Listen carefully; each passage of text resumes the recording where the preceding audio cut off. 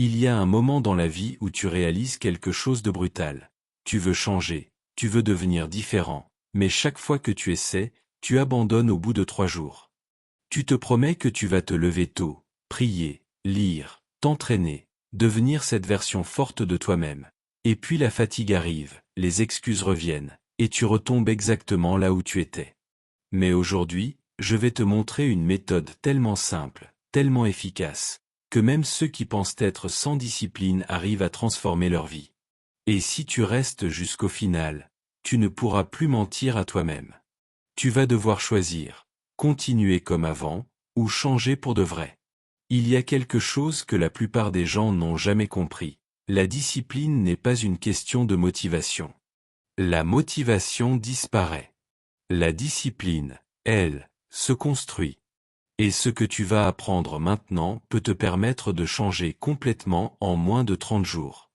Quand tu regardes les personnes qui réalment progridem, celles qui avancent, qui construisent, qui se réalisent, tu vas remarquer une chose. Elles ne font pas 50 choses à la fois. Elles n'essaient pas de devenir parfaites du jour au lendemain.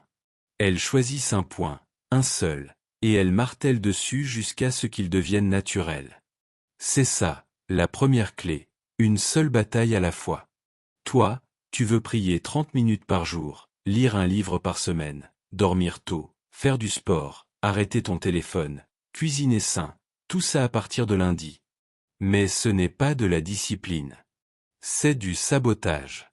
Tu te surcharges, tu échoues, et tu confirmes ce que tu te répètes depuis toujours, je n'ai pas discipline. La vérité? Tu n'as pas de stratégie. La deuxième clé, c'est de commencer tellement petit que ton cerveau n'a même pas la force de dire non. Et oui, c'est presque ridicule. Lire une page. Faire une prière de 2 minutes. Ranger juste ton bureau. Commencer une habitude, ce n'est pas impressionner quelqu'un, c'est créer un point de départ. Tu veux aller trop vite. Tu veux que tout le monde voit que tu changes. Mais la transformation réelle commence dans le silence, dans les petites choses que personne ne voit. La troisième clé, c'est le rituel. Rien dans ta vie ne changera tant que tu n'auras pas un moment et un lieu sacré. Même heure, même endroit, même déclencheur. Le cerveau adore les rituels, parce que ça élimine le choix. Et quand il n'y a pas de choix, il n'y a pas d'excuse. Tu ne négocies plus avec ta paresse, tu l'empêches simplement d'exister. La quatrième clé, c'est d'accepter le principe du 1% par jour. Tu crois que devenir une nouvelle personne demande une révolution. Non. Ça demande une accumulation. Une petite victoire, tous les jours, devient un résultat énorme.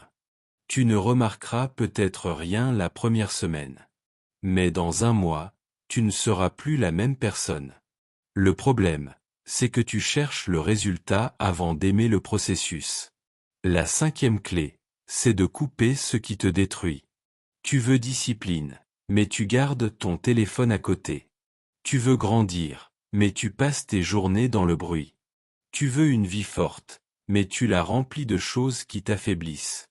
La discipline n'est pas ajoutée. C'est enlever. Enlève ce qui te vole ton énergie, ton temps, ton clarté. Avant de construire une nouvelle vie, il faut nettoyer l'ancienne. La sixième clé est peut-être la plus importante, recommencer immédiatement. Au Japon comme dans toutes les méthodes que fonctionnent, rater un jour n'est jamais une excuse pour abandonner. Tu ne recommences pas lundi. Tu recommences demain. Et si tu tombes demain, tu recommences après-demain. C'est comme ça qu'on devient inarrêtable. Pas en étant parfait, mais en étant constant. Et la septième clé, celle que presque personne n'applique, respecter le processus. Tout le monde veut la récompense. Tout le monde veut le changement. Mais presque personne n'honore les étapes qui y mènent.